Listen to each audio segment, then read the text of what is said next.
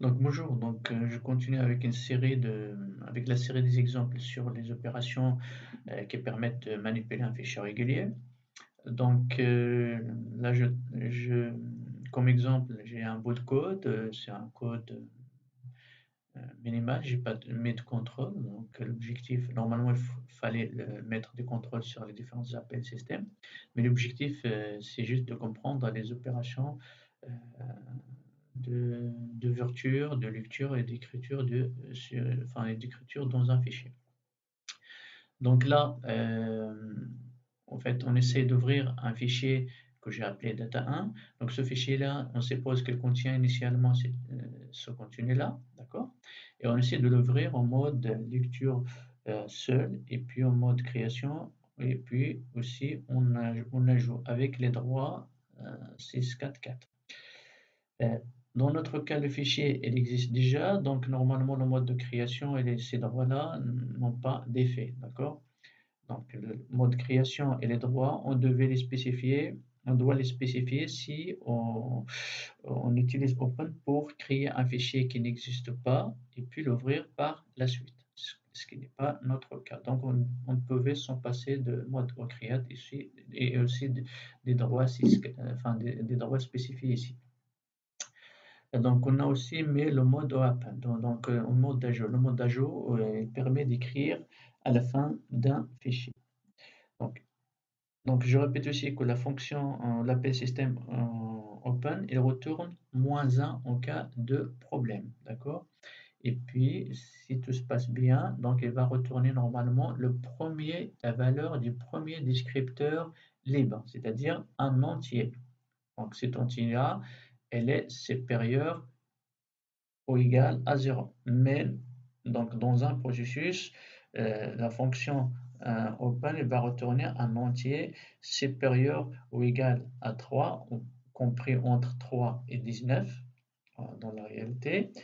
Et tout simplement pourquoi? Parce que le descripteur 0, 1 et 2 sont déjà réservés. Donc le descripteur 0, 1 et 2 sont réservés, donc la fonction open normalement va retourner une valeur supérieure ou égale à 3, c'est-à-dire un descripteur libre.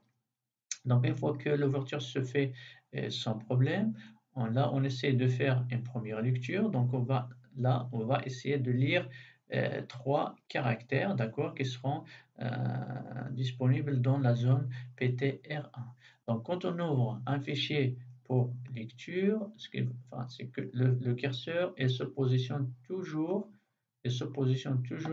sur le début du fichier. Donc, à l'ouverture d'un fichier pour lecture, le curseur se positionne au début du fichier, c'est-à-dire sur le premier caractère. La fonction, l'appel système lecture, elle va retourner un entier, d'accord? Si tout se passe bien, elle va retourner le nombre de caractères lus. S'il y a un problème, elle va retourner la valeur -1. Ça marche? Donc là, le curseur pour la première lecture, il se positionne au début du fichier.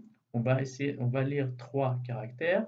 Donc ce sera le premier, le deuxième et puis le troisième caractère. Donc les caractères lus, c'est C, E, C. Et puis le curseur va se positionner sur le quatrième caractère qui est le caractère E. Donc à la fin de la première opération, le curseur va se positionner sur le quatrième caractère. D'accord?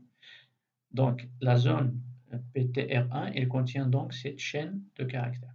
Alors, pour la deuxième lecture, d'accord? Donc la deuxième lecture permet de lire les trois caractères suivants, d'accord? Donc le curseur, il était sur la lettre E, c'est-à-dire sur le quatrième caractère. Donc on va lire I, espace, et puis E, ce qui fait au total trois caractères. Donc la zone PTR2, elle contient finalement I, espace et E. Et à la fin de la deuxième lecture, le curseur va se positionner sur le, la lettre S, le caractère suivant, c'est-à-dire la lettre S.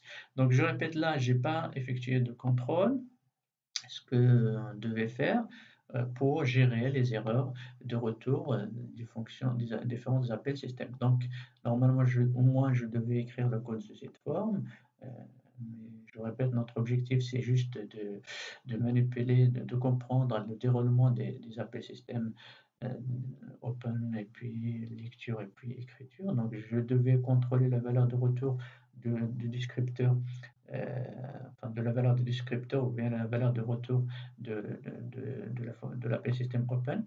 S'il est égal à -1 ou bien inférieur à 0, donc je dois quitter.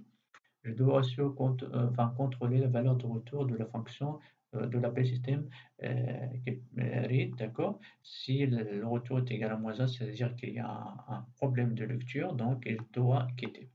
Pareil pour le deuxième lecture.